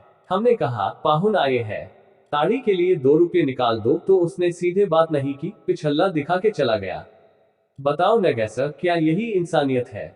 यानी इंसानियत का प्रयोग शिवपालगंज में उसी तरह और चालाकी का लक्षण माना जाता था जिस तरह राजनीति में नैतिकता का। यह दूसरी बात है कि बद्री पहलवान इसे कल्ले की कमजोर समझते थे। यह संदेश देकर और नैतिकता पर उसे लागू करने के लिए रंगनाथ को जागता छोड़कर वे बात की बात में सो गए। रंगनाथ कंबल ओढ़े छत की ओर देखता हुआ लेटा रहा। दरवाजा खुला था और बाहर चांदनी फैली थी। तो थोड़ी देर उसने सोफिया लारेन और एलिजाबेथ का ध्यान किया, पर कुछ क्षण बाद ही इसे चरित्रहीनता की अलामत मानकर वह अपने शहर के धोबी की लड़की के बारे में सोचने लगा, जो धुलाई के कपड़ों से अपने लिए पोशाक निकालते वक्त तब पिछले दिनों बिना बांह के ब्लाउजों को ज्यादा तरजीह देने लगी थी। कुछ देर में इस परिस्थिति को भी कुछ घटिया समझकर फिल्मी अभिनेत्रियों पर उसने दोबारा ध्यान लगाया और इस बार राष्ट्रीयता और देश प्रेम के नाम पर लिज टेलर आदि को भुलाकर वहीदा रहमान और सायरा बानू का सहारा पकड़ा। 2-4 मिनट बाद ही वह इस नतीजे पर पहुंचने लगा कि हर बात में विलायत से प्रेरणा लेना ठीक नहीं है और ठीक से मन लग जाए तो देश प्रेम भी बड़ा मजा है। अचानक उसे नींद सी आने लगी और बहुत कोशिश करने पर भी सायरा बानू के समूचे जिस्म के सामने उसके ध्यान का रकबा छोटा पड़ने लगा। उसमें कुछ शेर और भालू छलांगे लगाने लगे। उसने एक बार पूरी कोशिश से सायरा बानू को धड़ से पकड़कर घसीटना चाहा, पर वह हाथ से बाहर फिसल गई और उसी सौदे में शेर और भालू भी बाहर निकल गए। तभी उसके दिमाग में खन्ना मास्टर की बनती बिगड़ती हुई तस्वीर दो एक बार लुपलुप आई और एक शब्द गूंजने लगा, इंसानियत इंसानियत। पहले लगा कोई यह शब्द फुसफुसा रहा है, फिर जान पड़ा इसे कोई मंच पर बड़ी गंभीर आवाज में पुकार रहा है। उसके बाद ही ऐसा जान पड़ा कहीं दंगा हो रहा है और चारों ओर से लोग चीख रहे हैं, इंसानियत इंसानियत इंसानियत। वह जाग पड़ा और जागते ही शोर सुनाई दिया, चोर चोर चोर, जाने ना पाए, पकड़ लो, चोर चोर चोर। एक आध क्षणों के बाद पूरी बात चोर चोर चोर पर आकर टूट रही थी, जैसे ग्रामोफोन की सुई रिकॉर्ड में इसी नुक्ते पर फंस गई हो। उसने देखा शोर गांव में दूसरी तरफ हो रहा था। बद्री पहलवान चारपाई से कूदकर पहले ही नीचे खड़े हो गए हैं। वह भी उठ बैठा। बद्री ने कहा, छोटे कहता ही था, चोरों का एक गिरोह आसपास घूम रहा है, लगता है गांव में भी आ गए। दोनों जल्दी जल्दी कपड़े पहनकर बाहर आए। कपड़े का अर्थ यही नहीं कि बद्री ने चूड़ीदार पैजामा और शेरवानी पहनी हो। नंगे बदन पर ढीली पड़ी हुई तहमद उन्होंने कमर के चारों ओर कस ली और एक चादर ओढ़ लिया। बस कपड़े पहनने की क्रिया पूरी हो गई। रंगनाथ परमहंसों की इस गति तक नहीं पहुंच पाया था। उसने कमीज डाल ली। दरवाजे तक पहुंचते पहुंचते उसके कदम और भी तेज हो गए। तब तक चारों ओर से चोर चोर के नारे उठने लगे थे। शोर हाथों हाथ इतना बढ़ गया कि अंग्रेजों ने अगर उसे 1921 में सुन लिया होता तो हिंदुस्तान छोड़कर वे तभी अपने देश भाग गए होते। दोनों जीने से उतर कर नीचे आए। बैठक से बाहर निकलते निकलते बद्री पहलवान ने रंगनाथ से कहा, तुम यही दरवाजा बंद करके घर बैठो, मैं बाहर जाकर देखता हूँ। ऐसा लगा जैसे बाहर जाने का मतलब जौहर दिखाना था या चक्रव्यूह भेदना था। दोनों भाई बाहर जाने की जिद पकड़ गए। रंगनाथ ने शहीदों की सी अदा में कहा, यह है तो जाए आप लोग बाहर, मैं ही घर पर रहूंगा। सामने सड़क से चांदनी में 3 आदमी चोर चोर चौंकते हुए निकले। उनके पीछे 2 आदमी उसी तरह चोर चोर का नारा बुलंद करते हुए निकल गए। फिर एक आदमी उसी तरह चोर चोर का हल्ला मचाता हुआ निकला। फिर 3 आदमी और सबके हाथों में लाठियां थी। सभी दौड़ रहे थे। तभी चोरों को दौड़ा रहे जुलूस में सबसे बाद में निकलने वालों में से बद्री ने कुछ को पहचाना। वह भी दौड़कर उन्हीं से मिल गए। पुकार कर बोले, कौन है? चोर कहाँ है? छोटे ने हौनफते कहा, आगे। आगे निकल गए। कुछ देर शांति रही। रूपन बाबू और रंगनाथ बैठक का दरवाजा बंद करके ताला लगाकर छत पर वापस चले आए। नीचे से वैद्यजी खनखार कर बोले, कौन है? रूपन बाबू ने जवाब दिया, चोर है पिताजी। वैद्यजी घबराहट में गरज कर बोले, कौन रूपन, तुम छत पर हो? रूपन ने गांव में उठते हुए शोर को अपनी ओर से यथाशक्ति बढ़ावा देते हुए कहा, हाँ हम ही हैं। क्यों जानबूझकर पूछ रहे हो? चैन से सोते क्यों नहीं? वैद्यजी अपने छोटे लड़के की यह आदर भरी वाणी सुनकर चुप हो गए। छत पर रूपन बाबू और रंगनाथ गांव भर में फैलती फूटती आवाजों को सुनते रहे। कोई मकान के पिछवाड़े चिल्लाया, मार डाला। और शोर, किसी ने चीख कर कहा, अरे नहीं छोटे, ये तो भक्ति है, छोड़ो इसे छोड़ो। इधर उधर चोर उधर गए हैं। कोई रो रहा था। किसी ने सांत्वना दी, अरे क्यों रान जैसा रो रहा है। एक डिंडा पड़ गया, उसी से फाय फाय कर रहा है। रोते रोते उसने जवाब दिया, हम भी कसर निकालेंगे, देख लेंगे। फिर कोहराम, उधर उधर जाने ना पाए। दे दाएं से एक लाठी मार उछल के, क्या साला बाप लगता है। रंगनाथ को उत्साह और उत्सुकता के साथ ही साथ मजा भी आने लगा। यह भी कैसा नियम है, यहाँ लाठी चलाते समय बाप ही को अपवाद रूप में छोड़ दिया जाता है। धन्य है भारत तेरी पितृ भक्ति। रूपन बाबू बोले, भक्ति और छोटे की चल रही थी। लगता है इसी धमाचौकड़ी में छोटे ने कुछ कर दिया। रंगनाथ ने कहा, यह तो बड़ी गड़बड़ बात है। रूपन बाबू उपेक्षा के साथ बोले, गड़बड़ क्या है, दांव लग जाने की बात है। छोटे देखने में भोंदू लगता है पर बड़ा घाघ है। दोनों फिर चारों ओर की भगदड़ और शोर की ओर कान लगाए रहे। रंगनाथ ने कहा, शायद चोर निकल गए, वो तो यहाँ हमेशा ही होता है। रंगनाथ ने रूपन बाबू के ग्राम प्रेम की चापलूसी करनी चाहिए। बोले, शिवपालगंज में चोर आकर निकल जाएं, यह तो संभव नहीं। बद्री दादा बाहर निकले हैं तो 1-2 पकड़े ही जाएंगे। किसी पुरानी पीढ़ी के नेता की तरह अतीत की ओर हसरत के साथ देखते हुए रूपन बाबू ने ठंडी सांस भरी। कहने लगे, नहीं रंगनाथ दादा, अब वह पहले वाले दिन गए। वह ठाकुर दूरबीन सिंह का जमाना था। बड़े बड़े चोर शिवपालगंज के नाम से थर्राते थे। रूपन बाबू की आंखें वीर पूजा की भावना से चमक उठी। पर बात यही रुक गई। शोर का आखिरी दौर चल निकला था और लोग आसमान फाड़ने से उद्देश्य से बजरंग बली की जय बोलने लगे थे। रंगनाथ ने कहा, लगता है कोई चोर पकड़ा गया।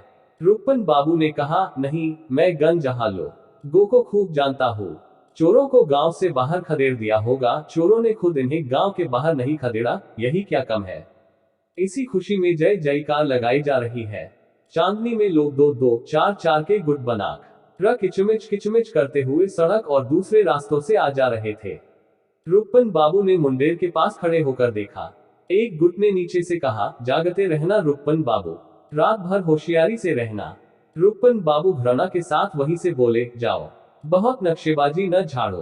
रंगनाथ की समझ में नहीं आया कि इतनी अच्छी सलाह का रुक्मन बाबू इस तरह क्यों तिरस्कार कर रहे हैं। थोड़ी देर बाद यही सलाह गांव के कोने कोने में गूंजने लगी, जागते रहो, जागते रहो। शोर अब रह रहकर हो रहा था। चारों ओर सीटियां भी सुनाई देने लगी थी।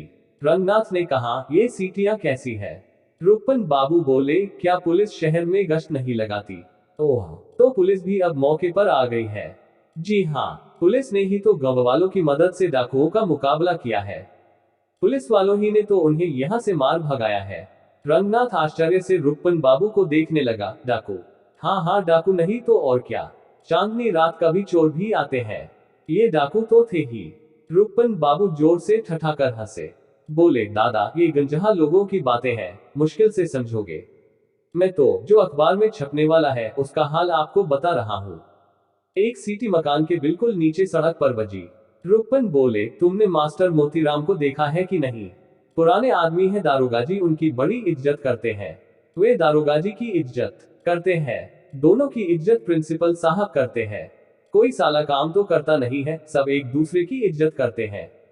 यही मास्टर मोतीराम शहर के अखबार के संवाददाता हैं। उन्होंने चोरों को डाकू भी न बताया तो मास्टर मोतीराम होने से फायदा ही क्या। रंगनाथ हंसने लगा। सीटियां और जागते रहो की आवाजें दूर दूर तक बिखरने लगी। इधर उधर के मकानों पर लोगों ने दरवाजे खुलवाने के लिए चीखना चिल्लाना शुरू कर दिया। दरवाजा खोल दो मुन्ना से लेकर मर गए ससुरे। अरे हम पुकार रहे हैं, तुम्हारे बाप तक की शैलियां दरवाजा खुलवाने के लिए प्रयोग में आने लगी। वैद्य जी के मकान पर भी किसी ने सदर दरवाजे के सांकल खटखटाए। बाहर लेटने वाला एक हलवाहा जोर से खांसा। सांकल दोबारा खटकी। रंगनाथ ने कहा, बद्री दादा हो गए, चलो ताला खोल दे। वे लोग नीचे आ गए। ताला खोलते खोलते रुक्मन ने पूछा, कौन? बद्री ने दहाड़कर कहा, खोलते हो कि नहीं? कौन कौन लगाए हो? रुक्मन ने ताला खोलना बंद कर दिया। बोले, क्या नाम है? उधर से गला फाड़ आवाज आई, रुक्मन कहे देता हूँ, चुपचाप दरवाजा खोल दो। कौन? बद्री दादा। हाँ हाँ, बद्री दादा ही बोल रहा हूँ, खोलो जल्दी। रुक्मन ने ढीले ढाले हाथों से ताला खोलते हुए कहा, बद्री दादा, अपने बाबा का भी नाम बता दो। उन्होंने उसी तरह कोसते हुए बाबा का नाम बताया। फिर पूछा गया, पर बाबा का नाम? बद्री ने दरवाजे पर मुक्का मारा। कहा, अच्छा न खोलो, जाते हैं। रुक्मन बाबू ने कहा, दादा, जमाना जोखिम का है, बाहर चोर लोग घूम रहे हैं, इसलिए पूछ रहा हूँ। पर बाबा का नाम भूल गए हो तो न बताओ, पर गुस्सा दिखाने से कोई फायदा नहीं, गुस्से का काम बुरा है। बद्री पहलवान की असलियत की परीक्षा ले चुकने और क्रोध की निसारता पर अपनी राय देने के बाद रुक्मन बाबू ने दरवाजा खोला। बद्री पहलवान बिच्छू के डंक की तरह तिलमिलाते हुए अंदर आए। रुक्मन बाबू ने पूछा, क्या हुआ दादा? सभी चोर भाग गए। बद्री पहलवान ने कोई जवाब नहीं दिया, चुपचाप जीना चढ़कर ऊपर आ गए। रुक्मन बाबू नीचे ही अंदर चले गए। ऊपर के कमरे में रंगनाथ और बद्री पहलवान जैसे ही अपनी अपनी चारपाई पर लेटे, तभी नीचे गली से किसी ने पुकारा, वस्ताद, नीचे आओ, मामला बड़ा गिचपिच हो गया है। बद्री ने कमरे के दरवाजे से ही पुकार कर कहा, क्या हुआ छोटे? सोने दोगे कि रात भर यही जोते रहोगे? छोटे ने वही से जवाब दिया, वस्ताद, सोने वोने की बात छोड़ो, अब तो रपट की बात हो रही है। इधर तो साले गली गली में चोर चोर करते रहे, उधर इसी चिल्लपों में किसी ने हाथ मार दिया, गया दिन के यहाँ चोरी हो गई। उतर जाओ। अध्याय 11। यह पॉलिसी इंसानियत के खिलाफ है। छत पर कमरे के सामने टीन पड़ी थी। टीन के नीचे रंगनाथ था। रंगनाथ के नीचे चारपाई थी। दिन के 10 बजे थे। अब आप मौसम का हाल सुनिए। कल रात को बादल दिखाई दिए थे, वे अब तक छट चुके थे। हवा तेज और ठंडी थी। पिछले दिनों गरज के साथ छींटे पड़े थे और इस घपले के खत्म हो जाने पर पूस का जाड़ा अब बाकायदा शुरू हो गया था।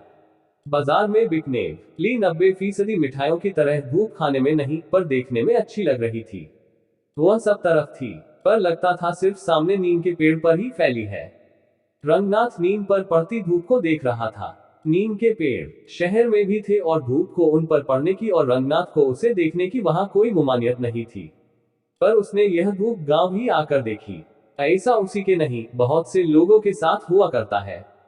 वास्तव में यहाँ आ जाने पर रंगनाथ का रवैया उन टूरिस्टों का सा हो गया था जो सड़कें, हवा, इमारतें, पानी, धूप, देश प्रेम, पेड़ पौधे, कमीनापन, शराब, कर्मनिष्ठा, लड़कियां और विश्वविद्यालय आदि वस्तुएं अपने देश में नहीं पहचान पाते और उन्हें विदेशों में जाने पर ही देख पाते हैं। तात्पर्य यह है कि रंगनाथ की आंखें धूप की ओर देख रही थी, पर दिमाग हमारी प्राचीन संस्कृति में खोया हुआ था, जिसमें पहले से ही सैकड़ों चीजें खोई हुई हैं और शोधकर्ताओं के खोजने से ही मिलती हैं। रंगनाथ ने शोध के लिए एक ऐसा ही विषय चुना था। हिंदुस्तानियों ने अपनी पुरानी जिंदगी के बारे में अंग्रेजों की मदद से एक विषय की इजाद की है जिसका नाम इंडोलॉजी है। रंगनाथ के शोध का संबंध इसी से था। इंडोलॉजी के शोधकर्ताओं को पहले इस विषय के शोधकर्ताओं का शोध करना पड़ता है और रंगनाथ वही कर रहा था। 2 दिन पहले शहर जाकर यूनिवर्सिटी के पुस्तकालय से वह बहुत सी किताबें उठा लाया था और इस समय नीम पर फैली धूप की मार्फ उनका अध्ययन कर रहा था। उनके दाएं मार्शल और बाईं ओर कनिंघम विराजमान थे। विंटनीट्स बिल्कुल नाक के नीचे थे। कीथ पीछे की ओर पायजामे से सटे थे। स्मिथ पर ताने की ओर ढकेल दिए थे और वहीं उल्टी पलटी हालत में राइस डेविस की झलक दिखाई दे रही थी। पर्सी ब्राउन को तकिए ने ढक लिया था। ऐ भीड़ भाड़ में काशी प्रसाद जायसवाल बिस्तर की एक सिकुड़न के बीच औंधे मुंह पड़े थे। भंडा का चादर के नीचे से कुछ सहमे हुए झांक रहे थे। इंडोलॉजी की रिचर्स का समा बंध गया था। इसीलिए रंगनाथ को जब अचानक हाव हाव की आवाज सुनाई दी तो स्वाभाविक था कि वह समझता कोई ऋषि सामवेद का गान कर रहा था। थोड़ी देर में हाव हाव और नजदीक आ गया। उसने समझा कि कोई हरिशन समुद्रगुप्त की दिग्विजय फैफड़ा फाड़कर सुना रहा है। इतने में वह हाव हाव बिल्कुल नीचे की गली में सुनाई दिया और उस में मार डालूंगा साले को जैसे 2-4 ओजस्वी वाक्यों की मिलावट भी जान पड़ी। तब रंगनाथ समझ गया कि मामला खालिसगंज जहां है। वह मुंडेर के पास जाकर खड़ा हो गया। गली में झांकने पर उसे एक नौजवान लड़की दिखाई दी। उसका सिर खुला था, साड़ी इधर उधर हो रही थी, बाल रूखे और उलझुल थे, उसके होंठ बराबर चल रहे थे। पर इन्हीं बातों से यह न सोच बैठना चाहिए कि लड़की शहर की थी या ताजे फैशन की थी। वह ठेठ देहात की थी, निहायत गंदी थी और उसके होंठ च्यूइंग गम खाने की वजह से नहीं, बल्कि अपने साथ की बकरियों को हले हले हले कहने की वजह से हिल रहे थे। 4-6 छोटी बड़ी बकरियां दीवार की दरार में उगते हुए एक पीपल के पौधे को चर रही थी, या चरकर किसी दूसरी दरार की ओर उसमें उगने वाले किसी दूसरे पीपल की तलाश कर रही थी। रंगनाथ चरागाही वातावरण का यह दृश्य देखता रहा और उसमें हाव हाव के उद्गम की खोज करता रहा। वहां हाव हाव नहीं था। निगाह हटाते हटाते उसने लड़की के चेहरे को भी देख लिया। जो लड़की का जिक्र आते ही ताली बजाकर नाचने लगते हैं और फर्श से उछलकर छत से टकरा जाते हैं, उनके लिए जैसे कोई भी लड़की, वैसे ही यह लड़की भी खूबसूरत थी। पर सच बात तो यह है कि बकरियां उससे ज्यादा खूबसूरत थी। हाव हाव के उद्गम का पता नहीं चला, पर वह आवाज कान में बराबर गूंजती रही। रंगनाथ ने पर्सी ब्राउन, कनिंघम आदि को छत पर वैसे ही पड़ा रहने दिया और नीचे उतरकर दरवाजे पर आ गया। इस समय वैद्यजी दवाखाने का काम कर रहे थे। 4-6 मरीजों और सनीचर को छोड़कर वहां और कोई नहीं था। हाव हाव की आवाज अब बिल्कुल नुक्कड़ पर आ गई थी। रंगनाथ ने सनीचर से पूछा, यह सुन रहे हो? सनीचर चबूतरे पर बैठा हुआ कुल्हाड़ी में बेंच जड़ रहा था। उसने अपनी जगह से घूमकर हवा की ओर कान उठाया और कुछ क्षणों तक हाव हाव सुनता रहा। अचानक उसके माथे से चिंता की झुर्रियां खत्म हो गई। उसने इत्मीनान से कहा, हाँ, कुछ हाव हाव जैसा सुनाई तो दे रहा है। लगता है छोटे पहलवान से कुसहर की फिर लड़ाई हुई है। यह बात उसने इस अंदाज से कही जैसे किसी भैंस ने दीवार में सींग रगड़ दिए हो। वह घूमकर फिर अपने प्रारंभिक आसन से बैठ गया और बसूले से कुल्हाड़ी के बेंच को पतला करने लगा। अचानक हाव हाव सामने आ गया। वह लगभग 60 साल का एक बुढ़ा आदमी था। देह से मजबूत, नंगे बदन, पहलवानी ढंग सा, घुटनों तक धोती बांधे हुए। उसके सिर पर 3 चोटें थी और तीनों से अलग अलग दिशाओं में खून बहकर दिखा रहा था कि यह एक तरफ का खून भी आपस में मिलना पसंद नहीं करता। वह जोर जोर से हाव हाव करता हुआ दोनों हाथ उठाकर हमदर्दी की भीख मांग रहा था। रंगनाथ खून का दृश्य देखकर घबरा गया। सनीचर से उसने पूछा, ये कौन है? इन्हें किसने मारा? सनीचर ने कुल्हाड़ी का बेट और बसूला धीरे से जमीन पर रख दिया। घायल बुजुर्ग को उसने हाथ पकड़कर चबूतरे पर बैठाया। बुजुर्ग ने असहयोग के जोश में उसका हाथ झटक दिया, पर बैठने से इनकार नहीं किया। सनीचर ने आंखें सिकोड़कर उनके घाव का मुआयना किया और फिर वैद्य जी की ओर होंठ बिदका इशारे से बताया कि घाव गहरे नहीं है। उधर बुजुर्ग का हाव हाव अब द्रुत लय छोड़कर विलंबित की तरफ आने लगा और बाद में बड़े ही ठस किस्म की ताल में अटक गया। यही बात गायकी की पद्धति के हिसाब से उल्टी पड़ती थी, पर मतलब साफ था कि वे उखड़ नहीं रहे हैं बल्कि जमकर बैठ रहे हैं। सनीचर ने संतोष की सांस ली, जिसे दूर दूर तक लोगों ने सुना ही नहीं, देख भी लिया। रंगनाथ हक्का बक्का खड़ा था। सनीचर ने एक अलमारी से रुई निकालते हुए कहा, तुम पूछते हो इन्हें किसने मारा? यह भी कोई पूछने की बात है? एक लोटे में पानी और रुई लेकर वह बुजुर्ग के पास पहुंचा और वहीं से बोला, इन्हें और कौन मारेगा? ये छोटे पहलवान के बाप है, उसे छोड़कर के साले में दम है कि इनको हाथ लगा दे। शायद छोटे पहलवान की इस प्रशंसा से कुसहर के, जिनका पूरा नाम कुसहर प्रसाद था, मन को कुछ शांति पहुंची। वहीं से वे वैद्य जी से बोले, महाराज इस बार तो टुआ ने मार ही डाला, अब मुझे बर्दाश्त नहीं होता। हमारा बंटवारा कर दो, नहीं तो आगे कभी मेरे ही हाथों उसका खून हो जाएगा। वैद्य जी तख्त से उतरकर चबूतरे तक आए। घाव को देखकर अनुभवी आदमियों की तरह बोले, चोट बहुत गहरी नहीं जान पड़ती, यहाँ की अपेक्षा अस्पताल जाना ही उचित होगा। वहीं जाकर पट्टी अट्टी बंधवा लो। उसके बाद उपस्थित लोगों को संबोधित करते हुए बोले, छोटे का आज से यहाँ आना बंद। ऐसे नारकीय लोगों के लिए यहाँ स्थान नहीं है। रंगनाथ का खून उफनाने लगा। बोला, ताज्जुब है, इस तरह के लोगों को बद्री दादा अपने पास बैठालते हैं। बद्री पहलवान धीरे से घर के बाहर आ गए। लापरवाही से बोले, पढ़े लिखे आदमी को समझ बूझ कर बोलना चाहिए, क्या पता किसका कसूर है। ये कुसहर भी किसी से कम नहीं है। इनके बाप गंगादयाल जब मेरे थे तो यह उनकी अर्थी तक नहीं निकलने दे रहे थे। कहते थे कि घाट तक घसीट कर डालाएंगे। कुसहर प्रसाद ने एक बार फिर बड़े कष्ट से हाव हाव कहा, जिसका अर्थ था कि बद्री यही बात कहकर बड़ा अत्याचार कर रहे हैं। फिर वे अचानक उठकर खड़े हो गए और दहाड़ कर बोले, वैद्य महाराज अपने लड़के को रोको। ये सब इसी तरह की बातें कहकर एकांत लाशें गिरवाने पर तुले हैं। इन्हें चुप करो, नहीं तो खून हुए बिना नहीं रहेगा। अस्पताल तो मैं बाद में जाऊंगा, पहले मैं थाने पर जा रहा हूँ। छोटुआ को इस बार अदालत का मुंह न दिखाया तो गंगादयाल की नहीं, दोगले की औलाद कहना। मैं तो यहाँ तुम्हें सिर्फ घाव दिखाने आया था। देख लो वैद्य महाराज, यह खून बह रहा है, अच्छी तरह देख लो, तुम्ही को गवाही में चलना पड़ेगा। वैद्य जी ने घाव देखने की इच्छा नहीं दिखाए। वे अपने मरीजों की ओर देखने लगे, साथ ही प्रवचन देने लगे कि पारस्परिक कलह शोक का मूल है। यह कहते हुए, उदाहरण देने के लिए, वे झपटकर इतिहास के कमरे में घुसे और यही कहते हुए पुराण के रोशनदान से बाहर कूद आए। पारस्परिक कलह को शोक का मूल साबित करके उन्होंने कुसहर को सलाह दी कि थाना कचहरी के चक्कर में न पड़ना चाहिए। उसके बाद वे दूसरे प्रवचन पर आ गए, जिसका विषय था कि थाना कचहरी भी शोक का मूल है। कुसहर ने दहाड़ कर कहा, महाराज यह ज्ञान अपने पास रखो। यहाँ खून की नदी बह गई और तुम हम पर गांधीगिरी ठांस रहे हो। यदि बद्री पहलवान तुम्हारी छाती पर चढ़ बैठे तो देखूंगा इन लोग बांचकर कैसे अपने मन को समझाते हो। वैद्य जी की मूंछें थरथराए, जिससे लगा कि वे अपमानित हुए हैं, पर उनके मुंह पर मुस्कान छिटक गई, जिससे लगा कि वे अपमानित होना नहीं जानते। उपस्थित लोगों के चेहरे खींच गए और साफ जाहिर हो गया कि कुसहर को अब यहाँ हमदर्दी की भीख नहीं मिलेगी। बद्री पहलवान ने दुत्कार कर कहा, जाओ जाओ, लगता है छोटुआ से लड़कर लड़ास पूरी नहीं हुई है। जाकर पट्टी अट्टी बंधवा लो, यहाँ बहुत न टिलटिलाओ। छोटे पहलवान, जैसा कि अब तक जाहिर हो चुका होगा, खानदानी आदमी थे। उन्हें अपने परदादा तक का नाम याद था और हर खानदानी आदमी की तरह वे उनके किस्से बयान किया करते थे। कभी कभी अखाड़े पर वे अपने साथियों से कहते, हमारे परदाद का नाम भोलानाथ था। उन्हें बड़ा गुस्सा आता था। नथुने हमेशा फड़का ही करते थे। रोज सवेरे उठकर वे पहले अपने बाप से टुरपुर्र करते थे, तब मुंह में पानी डालते थे। टुरपुर्रा न होती तो उनका पेट गड़गड़ाया करता।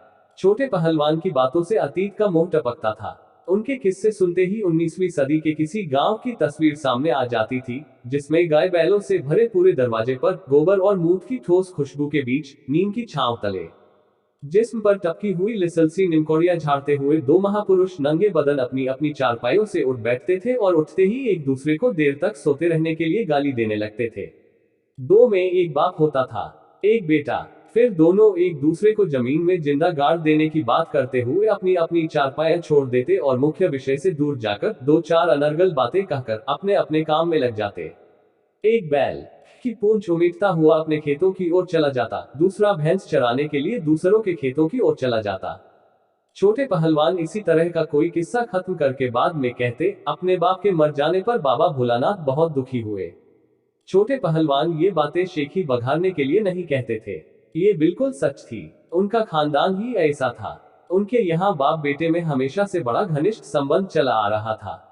प्रेम करना होता तो एक दूसरे से प्रेम करते, लाठी चलाना होता तो एक दूसरे पर लाठी चलाते। जो भी अच्छा बुरा गुण उनके हाथ में था उसकी आजमाइश एक दूसरे पर ही किया करते। बाबा भोलानाथ अपने बाप के मर जाने पर सचमुच ही बहुत दुखी हुए। उनके जीवन में एक रीतापन आ गया। उनके न रहने पर सवेरे से ही किसी से झगड़ा करने के लिए उनका पेट गड़गड़ाने लगता, मुंह में पानी डालने का मन न होता। दिन रात खेतों पर बैल की तरह जुटे रहने पर भी उन्हें अपच का शिकायत रहने लगी। अब उनके लड़के गंगादयाल उनके काम आए। कहा भी है कि लड़का बुढ़ापे में आंख की ज्योति होता है। तो गंगादयाल ने एक दिन 17 साल की उम्र में ही अपने बाप भोलानाथ को इतने जोर से लाठी मारी कि वे वहीं जमीन पर गिर गए। उनकी आंखें कौड़ी जैसी निकल आई और उनकी आंखों के सामने ज्योति की वर्षा होने लगी। उसके बाद बाप बेटे का संबंध हमेशा के लिए सुस्थिर हो गए। भोलानाथ अपने बाप की जगह पर आ गए और उनकी जगह गंगादयाल ने ले ली। कुछ दिनों बाद हाथ पांव पीठ दर्द रहने के कारण उनका अपच तो ठीक हो गया, पर उनके कानों में बराबर सायस सायसी होने लगी। शायद कान के पर्दों को फाड़ने वाली गंगादयाल की गालियां नते सुनते उनके कानों में एक स्थायी अनुगुंज बस गई थी। जो भी हो, अब सवेरे सवेरे घर में टुरपुर्रा करने के लिए गंगादयाल का पेट गड़गड़ाने लगा। गंगादयाल के लड़के कुशहर प्रसाद छोटू पहलवान के बाप थे। कुशहर प्रसाद स्वभाव से गंभीर थे, इसलिए वे गंगादयाल से व्यर्थ गाली गलौज नहीं करते थे। उन्होंने रोज सवेरे खेतों पर जाने से पहले अपने बाप से झगड़ा करने की परंपरा भी खत्म कर दी। इसकी जगह उन्होंने मासिक रूप से युद्ध करने का चलन चलाया। बचपन से ही गंगादयाल को फूहड़ गालियां देने में ऐसी दक्षता प्राप्त हो गई थी कि नौजवान गंजहे उनके पास शाम को आकर बैठने लगे थे।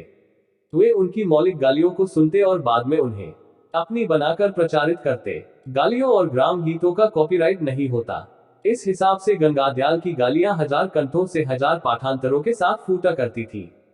पर कुशहर प्रसाद अपने बाप की इस प्रतिभा से ज्यादा प्रभावित नहीं हुए। चुपचाप उनकी गालियां सुनते रहते और महीने में एक बार उन पर दो चार लाठियां झाड़कर फिर अपने काम में लग जाते। यह पद्धति अपच की पारिवारिक बीमारी के लिए बड़ी लाभप्रद साबित हुई। क्यों?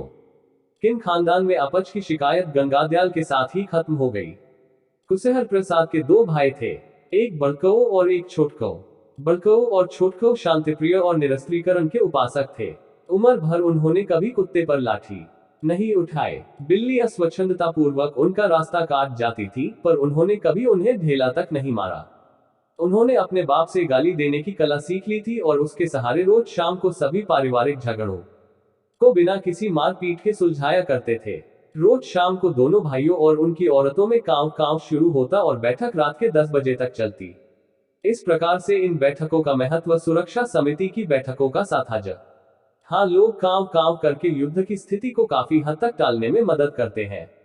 इस दृष्टि से रोज शाम को कुशहर प्रसाद के खानदान में उठने वाले कोहराम को गिरी निगाह से देखना प्रतिक्रियावाद की निशानी होगी। पर पास पड़ोस वालों का राजनीतिक बोध इतना विकसित न था, अतः जैसे शाम को छोटकों और बड़कों की गालियां व हाहाकार गाली के कुत्तों की भूख भांड के ऊपर उठकर शिवपालगंज के आसमान में बर्छियां सी चुभोने लगते, पड़ोसियों की आलोचनाएं शुरू हो जाती।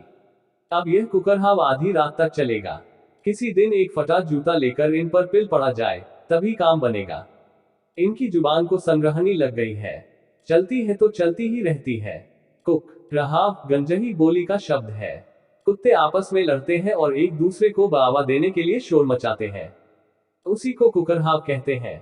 शब्द शास्त्र के इस पेंच को देखते हुए छोटकों और बड़कों के वार्तालाप को करहाव कहना गलत होगा। सच तो यह है कि वे दोनों सपत्नीक बंदरहाव करते थे।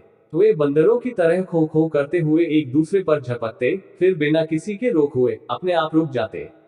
अगर उस समय कोई बाहरी आदमी रुकक र उनकी ओर देखने लगता या शांति के फाख्ते की तजवीज करता तो दोनों खो खो करते हुए एक साथ उसी पर झपट पड़ते।